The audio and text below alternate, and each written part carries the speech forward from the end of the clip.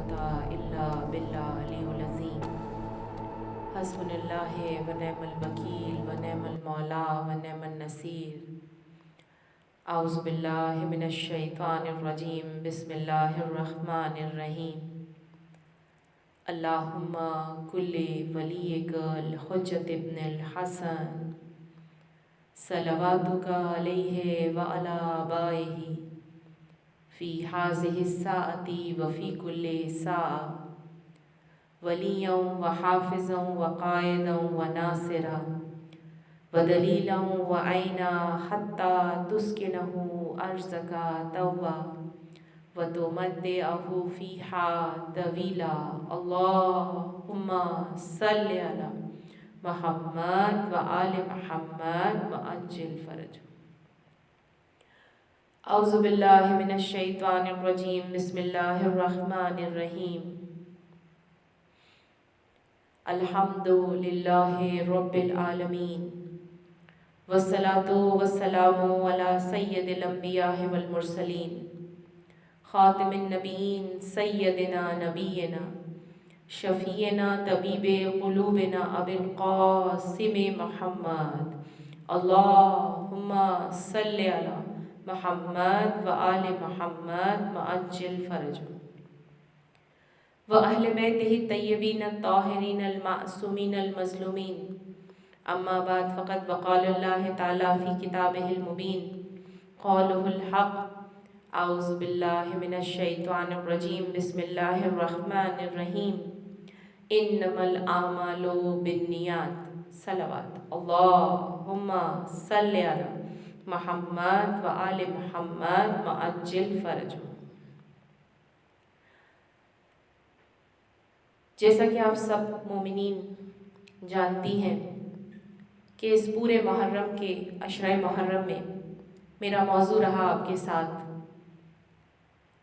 قرآن، ایمان، عقل، اہل بیت کی نظر میں، کہ کس طرح قرآن سے سہارا لے کر ہم اپنے ایمان کو مضبوط کر سکتے ہیں اور ایمان کی کون کون سی سیڑھیوں پر چڑھ کر ہم اپنی عقل کو بلندیوں تک پہنچا سکتے ہیں۔ اور جب عقل قرآن اور ایمان کو سمجھ لیتی ہے تو اہل بیت کی ویسے ہی قدر و قیمت کرنا شروع کر دیتی ہے۔ آج میری عشرہ محرم کی 12ویں اور آخری مجلس ہے۔ آج میں اپنے موضوع کو سمیٹتے ہوئے کچھ چیزوں کا ذکر کروں گی، کچھ یاد دہانی کراؤں گی کہ آپ اپنی زندگی میں جتنا ہو سکے قرآن کی تعلیم حاصل کیجیے۔ قرآن کو پڑھنا نہیں ہے، قرآن کو سمجھ کے پڑھنا ہے، کیونکہ اگر آپ صرف قرآن پڑھیں گے تو اس پر عمل نہیں کر سکیں گے، سمجھ کر پڑھیں گے تو آپ ضرور اس کے اوپر عمل کر سکیں گے، اور جب آپ عمل کریں گے تو خداوند تعالیٰ آپ کے عقل کے دروازوں کو کھول دے گا اور آپ کے مراتب کو، آپ کے درجات کو اللہ تعالیٰ بلند کر دے گا۔ اور جب انسان کے درجات بلند ہو جاتے ہیں، یعنی عقل و شعور اس کے اندر آ جاتا ہے، تو وہ اپنے رب کی سچی اور خالص عبادت کرنا شروع کر دیتا ہے۔ اور خالص عبادت میں جو پہلی سیڑھی ہے، رب کائنات فرماتا ہے کہ نماز ہے۔ نماز مومن کی معراج کہلاتی ہے، یعنی سب سے اوپر کی سیڑھی جو انسان کو فرش سے اٹھا کر عرش کی بلندیوں تک پہنچا دیتی ہے۔ اور جب وہ عرش کی بلندیوں تک پہنچ جاتا ہے تو اللہ تعالیٰ کا قرب الہی حاصل کر لیتا ہے۔ قرب یعنی محبت۔ میں اور آپ کسی کے لیے کوئی کام کرتے ہیں، دل سے کرتے ہیں تو اس سے کتنے قریب ہو جاتے ہیں، یہ میری اس کی قربت ہو جاتی ہے۔ بالکل اسی طرح سے نماز جو ہے وہ معراج ہے مومن کی، اور معراج کرنے سے انسان اللہ کے قریب ہو جاتا ہے۔ اور غافل دنیا داروں کو خواب غفلت سے یہ نماز جو ہے وہ جگاتی رہتی ہے۔ ہم لوگ دنیا میں بھول جاتے ہیں، اللہ کو بھول جاتے ہیں، رب کو بھول جاتے ہیں۔ میں نے اپنے سارے عشرے میں یہی سمجھانے کی کوشش کی کہ اپنے رب سے سچی محبت کریں تاکہ آپ کے درجات کو پروردگار عالم بلند سے بلند تر کرتا رہے۔ اور میں نے آپ کو معرفت کے درجوں کو بھی سمجھانے کی کوشش کی، اپنی عبادات کو بلند درجے پر کیسے پہنچائیں۔ اور آج میں آپ کے سامنے ایک اور پہلو، ایک چھوٹی سی بات کروں گی اور پھر مسائل کی طرف آؤں گی۔ ان تمام چیزوں کو جن کا ذکر میں نے اپنی پچھلی مجلس میں کیا اور آج چھوٹے چھوٹے موضوع کے حساب سے آپ کے سامنے رکھ رہی ہوں کہ قرآن، ایمان، عقل، اہل بیت کی نظر میں اس سے مراد کیا ہے؟ اس سے مراد یہ ہے کہ جب انسان قرآن کا علم حاصل کرتا ہے تو اللہ کی بھیجی ہوئی کتاب پر ایمان آ جاتا ہے، اور جب ایمان کے درجے پر فائز ہو جاتا ہے تو چاہے بسم اللہ الرحمن الرحیم ہی کیوں نہ پڑھے، اتنا یقین ہوتا ہے کہ اس کے اندر سے وہ اپنے لیے بہت سارے فائدے، بہت سارے میجک، بہت سارے معجزات کو جمع کر لیتا ہے۔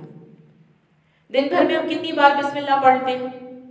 ہر بار کوئی چیز اٹھانی ہے بسم اللہ الرحمن الرحیم، دروازہ کھولنا ہے بسم اللہ الرحمن الرحیم، لیکن بسم اللہ کو ہم ویلیو نہیں دیتے۔ کیوں؟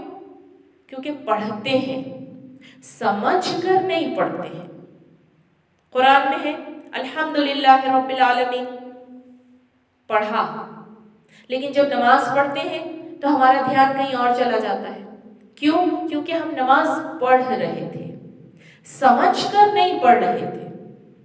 کیوں پڑھتے ہیں؟ قل هو اللہ احد، پڑھتے ہیں۔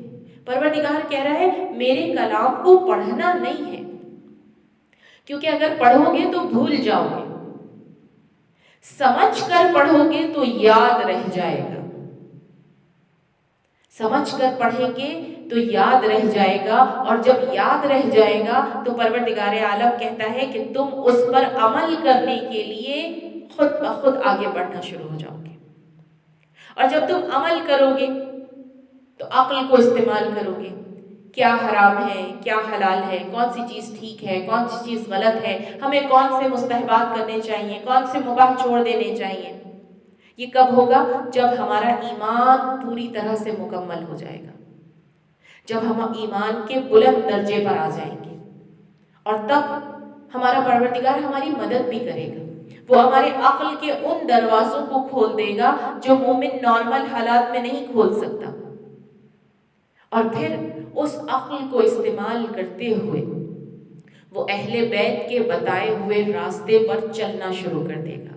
اور اہل بیت کہتے ہیں کہ قرآن کا علم، ایمان، عقل اس وقت تک بیکار ہے جب تک اس مومن کے اندر صبر، یعنی صبر و قناعت کی خصوصیت پیدا نہ ہو جائے۔ یعنی ایک مومن کے اندر اگر ایمان ہے، عقل ہے، تو پھر وہ صبر کرنا بھی جانتا ہوگا۔ کیوں کہتے ہیں مع الصابرین، صبر کرنے والوں کا بڑا درجہ ہے۔ کربلا میں صبر کرنے والوں کے لیے ہی تو جگہ بنائی گئی تھی۔ کتنا عظیم صبر ہے مولا سجاد کا، کتنا عظیم صبر ہے بی بی زینب کا، کتنا عظیم صبر ہے حسین شہید کا۔ یہ سب کچھ ہمیں کیا بتا رہے ہیں؟ ہمیں کیا سکھا رہے ہیں؟ ہمیں یہ بتا رہے ہیں کہ ایمان کے درجے پر فائز ہونے کے لیے، اپنے آپ کو اہل بیت سے قریب کرنے کے لیے ہمیں اپنے رب کے سامنے دی گئی نعمتوں کا شکر ادا کرنا ہے۔ اگر رب ہم سے کوئی امتحان لیتا ہے، ہماری کوئی تکلیف، ہمیں کسی تکلیف میں مبتلا کرتا ہے، تو ہمیں اس پر صبر کرنا ہے۔ اور کیسا صبر کرنا ہے؟ یہ نہیں کہ مجبوری میں صبر کرنا ہے۔ کبھی کبھی ہم یہ کہتے ہیں کہ ہم پر یہ مصیبت نازل ہوئی ہے، کیا کریں؟ صبر کے علاوہ کوئی چارہ نہیں ہے۔ یہ والا صبر نہیں چاہیے۔ پروردگار کہتا ہے کہ تمہارے پاس صبر کے لیے یہ جواز، یہ بات نہیں ہونی چاہیے کہ کچھ نہیں تھا اس لیے صبر کر لیا، یعنی کچھ ہوتا تو ہم صبر نہیں کرتے۔ پروردگار کہتا ہے کہ جب میں تمہیں امتحان میں ڈالتا ہوں تو تم میری رضا کے لیے کہ میں ایسی حالت میں تمہیں رکھنا چاہتا تھا، صبر کرو، اور جب تم ایسا کرو گے تو میرے لیے میرے محبوب ترین بندے بن جاؤ گے۔ اور سب سے پہلا صبر کا جو امتحان ہے وہ اللہ کی اذان کے وقت اپنے آپ کو مصلی کے اوپر لے کر آنا ہے۔ بہت بار مصلی پر آنا بہت تکلیف دہ ہو جاتا ہے، ایسے ایسے کام رکھے ہوتے ہیں کہ فیصلہ کرنا ذرا مشکل ہو جاتا ہے کہ پہلے یہ کام ختم کر لیں پھر اپنے رب کی درگاہ میں آتے ہیں، یعنی ہم اپنے رب کو سیکنڈ پرائرٹی پر رکھتے ہیں اور فرسٹ پرائرٹی پر ہم دنیا کو رکھ دیتے ہیں۔ رب کائنات کہتا ہے پہلا امتحان صبر کا میں تمہارا مصلی پر لوں گا، جب میں اللہ اکبر کہوں گا تو میں دیکھوں گا کہ کون کون سا بندہ مومن ہے جو میری آواز پہ پہلے لبیک کہتا ہے اور دنیا کو دوسرے نمبر، ثانی نمبر پر رکھتا ہے۔ میں نے اپنے پورے عشرے میں آپ کو اللہ اہل بیت سے قریب ہونے کی چیزیں بتائی ہیں، اور میں امید کروں گی کہ آج کے بعد آپ لوگ ضرور اپنی زندگیوں میں اس پر عمل کرنے کی کوشش کریں گے۔ مجلسوں کو صرف سننا نہیں ہوتا ہے، مجلسوں کو سن کر اس پر عمل کرنے والے کو ہی جزا اور سزا ملے گی، وہی جنت کا حقدار ہوگا جو عمل بھی کرے گا۔ سننے کو تو ہم بہت ساری چیزیں سن لیتے ہیں لیکن عمل نہیں کرتے۔ یہ فرش عزا جو بنائی گئی ہے، یہ فرش عزا جہاں جہاں بچھائی جاتی ہے، یہ اس بات کی گواہی ہے کہ ہمیں ہر روز جو علم مل رہا ہے اسے صرف سننا نہیں ہے بلکہ اس پر عمل بھی کرنا ہے۔ اب منقول ہے کہ جب وقت نماز آتا ہے، خدا کہتا ہے کہ جب میں اللہ اکبر کا آواز بلند کرتا ہوں، جب میں اللہ اکبر کی آواز کو اٹھاتا ہوں، کہتا ہوں اللہ اکبر، تو پروردگار عالم کہتا ہے کہ نماز کا وقت آ جاتا ہے۔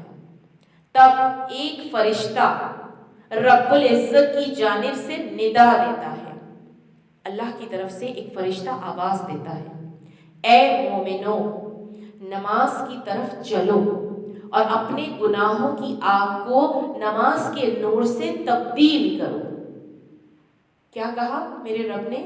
اے لوگوں، اے مومنوں، اے مسلمانوں، نماز کی طرف چلو، اپنے گناہوں کی آگ کو نماز کے نور سے تبدیل کر دو۔ یعنی جب اللہ اکبر کی ندا آتی ہے تو پروردگار عالم آپ کو یہ کہہ رہا ہوتا ہے کہ جب تم ارادہ کرو گے کہ تم نماز پڑھ رہے ہو تو پروردگار عالم ویسے ہی تمہارے گناہوں کی معافی کرنا شروع کر دیتا ہے۔ کتنی بڑی نعمت ہے یہ نماز کہ ہمیں گناہوں سے چھٹکارا دلانے میں مدد کر رہی ہے۔ اور اس کے بعد میرا رب کہتا ہے کہ جب مومن نماز کا ارادہ کر لیتا ہے تو پھر حکم ہوتا ہے کہ پہلے اپنے ظاہر کو نجاست ظاہری سے پاک و صاف کرو، یعنی وضو کرو، اور اس کے بعد جب ظاہری نجاست ختم ہو جائے، آپ صاف کر لیں، وضو کر لیں، تو اس کے بعد کہتا ہے کہ جو ضروری چیز ہے جس نجاست کو ہم نے اپنے آپ سے دور کرنا ہے وہ ہے باطنی، یعنی آپ کے دل کے اندر جتنے برے برے خیالات ہیں، کسی کو بھی لے کر، لوگوں کو لے کر، اپنے کسی دوست احباب کو لے کر، اپنے کام کو لے کر، اپنی زندگی کو لے کر، اپنے رب کو لے کر، اپنے ایمان کو لے کر، اپنے اس دنیا کے تمام معاملات کو لے کر، یا اپنے دین اسلام شیعہ مذہب کو لے کر، جتنے بھی آپ کے دل میں فاسد خیال ہیں، گندے اور برے خیالات ہیں، ان کو اپنی روح سے نکال کر پھینک دو۔ جب مصلی پر آؤ تو تمہیں اس بات کا یقین ہونا چاہیے کہ رب کائنات واحد ہے جس کی عبادت کی جائے اور وہی عبادت کے لائق ہے۔ پھر میرا خدا فرماتا ہے بحضور قلب اس کا اقرار کرو، دل سے، دل کی گہرائیوں سے، کہ بس تو ہی وہ ہے جس کی عبادت میں کرنا چاہتا ہوں، اور اپنے دل میں سے سارے مکروں، گندی چیزوں کو، جو آپ کے قلب کو، جگر کو خراب کرتے ہیں، نکال کر پھینک دینا چاہیے۔ اس کے بعد میرا رب فرماتا ہے کہ جب اس کی عبادت کے لیے آمادہ ہو جاؤ تو پہلے چہرے کو طاہر کر کے اور بوقت طہارت کہے، خدا بندہ تو نے فرمایا ہے کہ بروز قیامت بعض چہرے سیاہ اور بعض سفید و نورانی ہوں گے، لہٰذا تو میرے چہرے کو نورانی بنا دے۔ یہ دعا مانگنی ہے۔ جب آپ مصلی پر آئیں، نماز شروع کرنے سے پہلے ہاتھوں کو اٹھا کر اللہ سے دعا مانگیں کہ پروردگار عالم میرے چہرے پر نور منور کر دے۔ اور جب یہ دعا کر لے تو اپنے داہنے ہاتھ کو آگے کریں۔ کیوں آگے کرنا ہے؟ تاکہ بوقت قیامت سیدھے ہاتھ میں چونکہ آپ کا نامہ اعمال دیا جائے گا تو اللہ تعالیٰ سیدھا ہاتھ آگے کر کے دعا مانگنے والے کو جنت میں لے جانے کی پورے راستے میں مدد فرمائے گا۔ کیونکہ الٹے ہاتھ میں تو پتہ ہے کہ گنہگاروں کے اعمال دیے جائیں گے۔ پھر اس کے بعد میرا رب کہتا ہے دعا کرو کہ میرا نامہ اعمال اس روز میرے سیدھے ہاتھ میں دیا جائے۔ پھر کہتا ہے میرا رب جب سر کا مسح کرتے ہو تو دعا کرو کہ خداوندہ اپنے کرم اور رحمتوں کا سایہ میرے سر پر رکھ۔ یہ سب خدا سکھا رہا ہے کہ کیسے آپ نے اپنی زندگی میں عبادت کرتے وقت کن کن چھوٹی چھوٹی چیزوں کا دھیان رکھنا ہے، خیال رکھنا ہے۔ اور آخر میں میرا رب کہتا ہے جب پیر کا مسح کرے تو دعا کرنا کہ یہ قدم اس روز پل صراط پر لرزش نہ کرے۔ کتنے پیارے انداز میں میرے رب نے ہمیں سکھایا ہے۔ اور یہ سب ہمیں کس نے دیا؟ ہمارے اہل بیت نے۔ اس لیے اماموں کی ضرورت ہر دور میں، ہر وقت میں، ہر زمانے میں رہے گی۔ اور ہم امام کے بغیر نہیں ہیں۔ ہمارے امام زمانہ ہمیں دیکھ رہے ہیں، ہمیں سن رہے ہیں اور ہمارے عمل کو چیک بھی کر رہے ہیں۔ اور یہی جناب سید الشہداء نے اپنے اصحاب کو سبق دیا تھا، اپنے اہل خانہ کو بھی یہی سبق دیا تھا کہ اپنی اصلاح کرتے رہو۔ آج کائنات میں سب سے بڑی اصلاح کی جو مشینری ہے نا، وہ عزاداری سید الشہداء ہے۔ پروردگار کہتے تھے کہ یہ دنیا میں جو 72 ہیں، یہ 72 کے نام پہ ہی دنیا چل رہی ہے۔ اللہ اکبر! یہ 72 کیسے تھے؟ آج محرم کی آخری مجلس ہے، عصر کا وقت تھا جب سید الشہداء کی شہادت ہوئی۔ اور جب شہادت ہو گئی تو روایت میں ہے کہ چوتھے امام فرماتے ہیں ایک مرتبہ کالی آندھی چلنے لگی، بادل چھا گئے، وہ جو بارش برس رہی تھی اس میں خون آ رہا تھا، اس میں پانی نہیں تھا، خون آ رہا تھا۔ چلیے ذرا کربلا میں چلتے ہیں۔ لٹا ہوا کربلا ہے، خیمے جل رہے ہیں،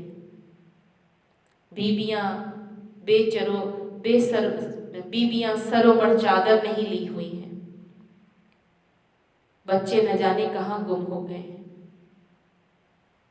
میرے چوتھے امام، امام ساجد، امام سجاد، امام عابد فرماتے ہیں کہ جب عاشورہ کا دن تھا، پوری دنیا میں جس آدمی نے جہاں سے پتھر اٹھایا خون نظر آتا تھا، پتھر کے نیچے خون نظر آتا تھا، جب بھی بارش برستی تھی تو خون نظر آتا تھا۔ میرے چوتھے امام فرماتے ہیں کہ عصر کا وقت کالی آندھی چلنے لگی، کسی کو کچھ بھی نظر نہیں آ رہا تھا، کالی آندھی چل رہی تھی اور خون کی بارش ہو رہی تھی۔ عصر کے بعد پھر شام غریبہ آ گئی، اندھیرا چھا گیا. پھر سے شام غریبہ آ گئی، اندھیرا چھا گیا. میں یہ بار بار کیوں کہہ رہی ہوں کہ اندھیرا تھا؟ کیونکہ بیویوں نے جب تک عصر نہ آئی تھی، بیویاں خیموں میں تھیں. عصر کے بعد خیموں سے باہر نکلی تو اندھیرا تھا. تو بیویوں نے لاشیں نہیں دیکھے تھے، بیویوں نے لاشیں نہیں دیکھے تھے. لیکن جیسے ہی 11 محرم کا دن نکلا، ایک مرتبہ سورج طلوع کرنا تھا. راوی کہتا ہے کہ ایسے جیسے کوئی ٹوٹی ہوئی تسبیح کے دانے بکھر جاتے ہیں، ساری بیویاں میدان کربلا میں پھیل گئیں، اپنے اپنے شہید کو تلاش کر رہی تھی. ایک بیوی کسی لاشے کے کنارے کھڑی تھی، کہہ رہی تھی ہائے میرا علی اکبر، آپ کے بغیر جینا بہت مشکل ہے.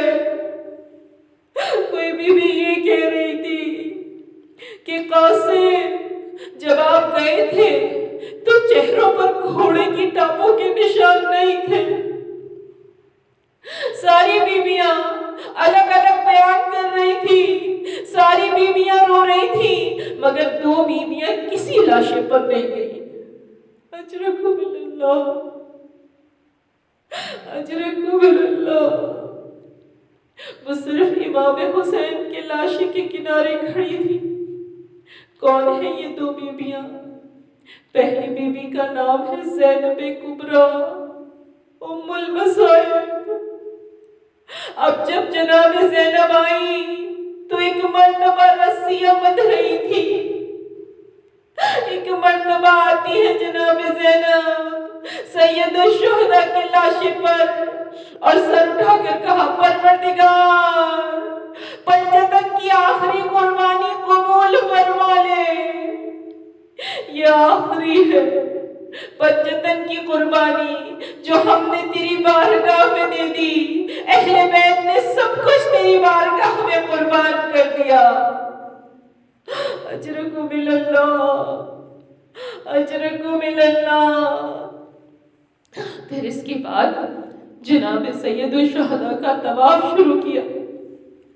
میرے مولا سجاد کہتے ہیں ایک نگینے کے برابر بھی میرے بابا کے جسم پر جگہ نہیں تھی جہاں زخم نہ ہو.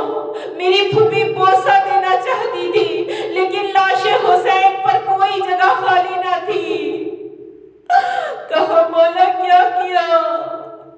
تو میرے مولا سجاد کہتے ایک مرتبہ میری پھوپھی نے کٹے ہوئے گلے پر لبوں کو رکھا اور کہا اماں یہ آپ کا حسین ہے. بس بھئی ایک مرتبہ بوسہ دیا بی بی نے، اور بی بی جناب زینب کبریٰ کسی لاشے پر نہیں گئی سوائے میرے مولا حسین کے. اب دوسری بی بی کون ہے؟ دوسری کون سی بی بی ہے جو کسی لاشے پر نہیں گئی اور صرف امام حسین پر گریہ کر رہی تھی؟ اس بی بی کا نام ہے رباب. جناب رباب جب آئی تو ایک مرتبہ بی بی سید الشہداء کا طواف کرنے لگی. رو کر چند جملے کہے، میں آپ کے سامنے وہ چند جملے پیش کرنا چاہتی ہوں. اجرکم اللہ، اجرکم اللہ.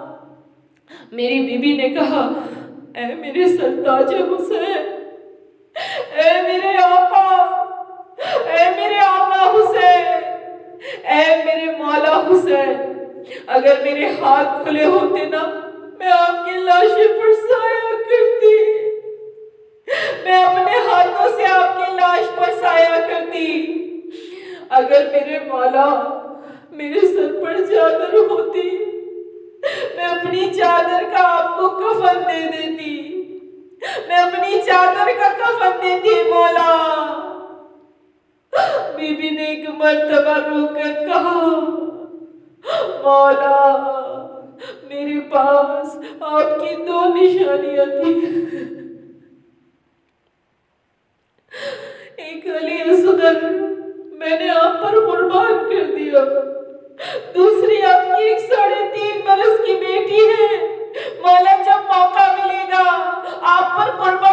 دوں گی، اجرکم اللہ، اجرکم اللہ۔ آخری جملے بی بی کے آپ سن لیجئے۔ بی بی نے کہا مولا آپ کے لاش کو تپتی ریت پر چھوڑ کر جا رہی ہوں، وعدہ کرتی ہوں جب تک زندہ رہوں گی کبھی سائے میں نہ بیٹھوں گی۔ پھر بی بی نے کہا مولا میں جانتی ہوں کہ شہادت سے پہلے آپ کو کسی نے پانی نہیں پلایا تھا، وعدہ کر رہی ہوں جب تک زندہ رہوں گی ٹھنڈا پانی نہیں پیوں گی۔ بس بھائی بی بی کربلا سے کوفے گئی، کوفے سے شام۔ بی بی نے معمول بنا لیا کہ جب بھی موقع ملتا بی بی دھوپ میں بیٹھ جاتی تھی۔ ایک مرتبہ رہائی ملی، شام سے بی بی کو رہائی ملی۔ بی بی شام سے رہا ہونے کے بعد سید سجاد 3 دن تک شام میں رہے۔ بی بی مسلسل روتی رہی۔ تیسرے دن میرے مولا نے کہا پھوپھی اماں سب بیویوں کو بتا دیں کہ کل صبح ہم سب مدینے کو واپس جائیں گے۔ جب صبح نمودار ہوئی تو امام سجاد نے پوچھا پھوپھی اماں کہا بیویاں تیار ہیں، ہم مدینے واپس جا رہے ہیں۔ ایک مرتبہ جناب زینب نے کہا بیٹا سجاد سب بیویاں تیار ہیں لیکن آپ کی ماں رباب کا کچھ پتہ نہیں چل رہا ہے، نہ جانے آج صبح فجر کے بعد کہاں چلی گئی۔ امام سجاد نے کہا پھوپھی اماں مجھے پتا ہے کہ میری اماں کہاں گئی ہے، میرے ساتھ چلے ہم ماں کو وہیں سے لے لیں گے۔ جب چلنے لگے تو ایک مرتبہ بی بی زینب نے کہا بیٹا سجاد یہ تو زندان کا راستہ ہے۔ ایک مرتبہ کہا ہاں پھوپھی اماں میری ماں زندان کی ایک چھوٹی سی قبر سے وداع کرنے گئی ہے۔ جب زندان پہنچے تو کیا دیکھا کہ جناب رباب ایک قبر سے لپٹ کر رو رہی ہے جیسے ایک ماں بچے سے لپٹ کر روتی ہے۔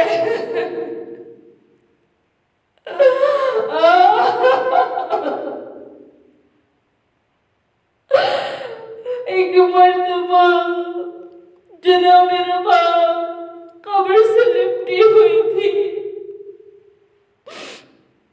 اور ایک جملہ کہتی ہے سکینہ آپ کو سب سے زیادہ شوق تھا مدینے واپس جانے کا۔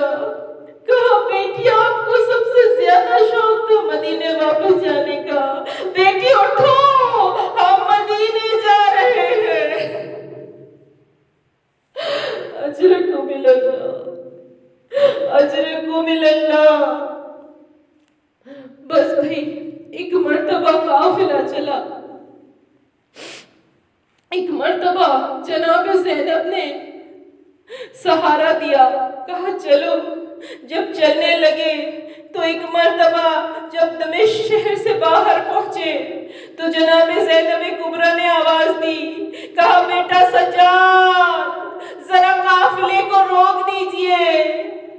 قافلہ رک گیا۔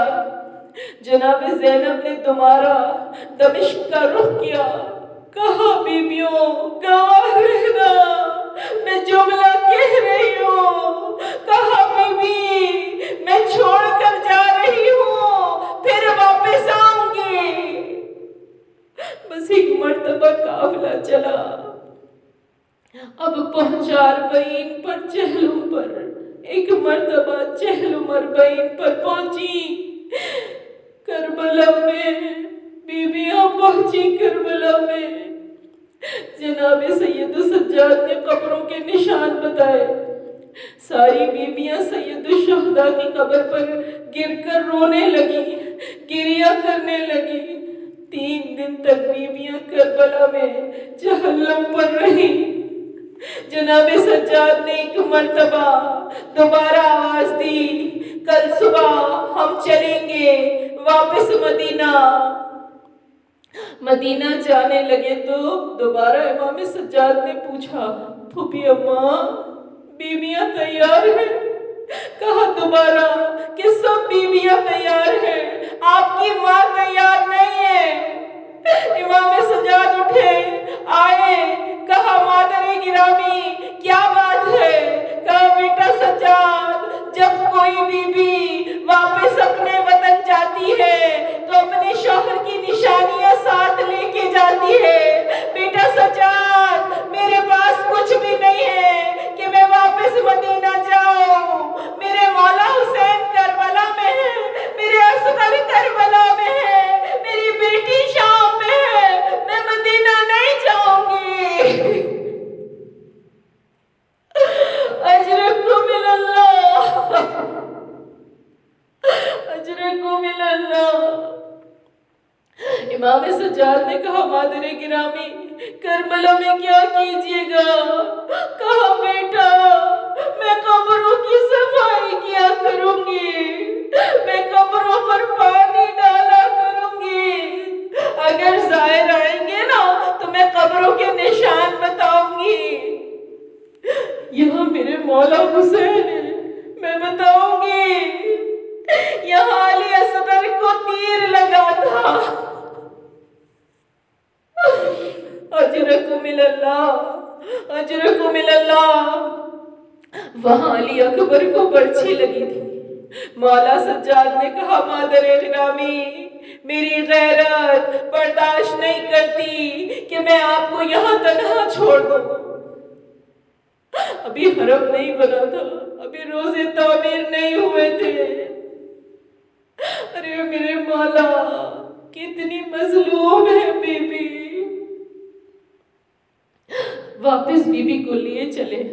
4 بیویاں 1 سال تک زندہ نہیں رہی ہیں۔ 4 ایسی بیویاں تھیں کربلا کی جو 1 سال کے اندر ہی اندر گزر گئیں۔ ان میں سے ایک جناب رباب ہے۔ جناب رباب سے ملنا ہے کہ واپسی مدینہ پہنچی تو 4 مہینے ہی زندہ رہی، 4 مہینے ہی زندہ رہی۔ جانتے ہیں کیا کرتی تھی؟ جیسے ہی صبح ہوتی تھی ایک کوزے میں پانی لے لیتی تھی اور دھوپ میں رکھ دیتی تھی۔ گرم پانی پیوں گی میں، خود بھی دھوپ میں بیٹھ جاتی تھی، ایک ہاتھ سر پہ رکھتی تھی، واہ جابا، دوسرا ہاتھ سینے پہ مارتی تھی، کہتی تھی واہ حسینہ، واہ مظلومہ، واہ غربتہ۔ اجرکم اللہ، اجرکم اللہ۔ جناب زینب کبریٰ نے کہا بیٹا سجاد اپنی ماں سے کہیں کہ سائے میں آ جائیں۔ امام سجاد نے کہا مادر گرامی ذرا سائے میں آ جائیے۔ کہا بیٹا سجاد میں نے آپ کے پاپا سے کربلا کی تپتی ہوئی ریت پر وعدہ کیا تھا کہ کبھی سائے میں نہیں بیٹھوں گی۔ امام سجاد نے کہا مادر گرامی اب میں آپ کو امام کی حیثیت سے کہہ رہا ہوں، بیٹی کی حیثیت سے نہیں کہہ رہا ہوں۔ کہا پھوپھی اماں میری ماں کا بازو پکڑے، ایک بازو جناب زینب نے پکڑا، ایک بازو سید الساجدین نے جناب رباب، جناب رباب نے آسمان کی طرف اپنے چہرے کو کیا، ہاتھوں کو بلند کیا، کہا پروردگار میرے وعدے کی لاج رکھنا، میرے وعدے کی لاج رکھنا۔ میں نے تیرے حسین سے وعدہ کیا تھا میں سائے میں نہیں بیٹھوں گی۔ ابھی بی بی دعا ہی کر رہی تھی کہ سید الساجدین نے دیکھا کہ ماں نہیں رہی۔ امام سجاد نے رو کر کہا پھوپھی اماں میری ماں کو لٹا دے، ان کی روح پرواز کر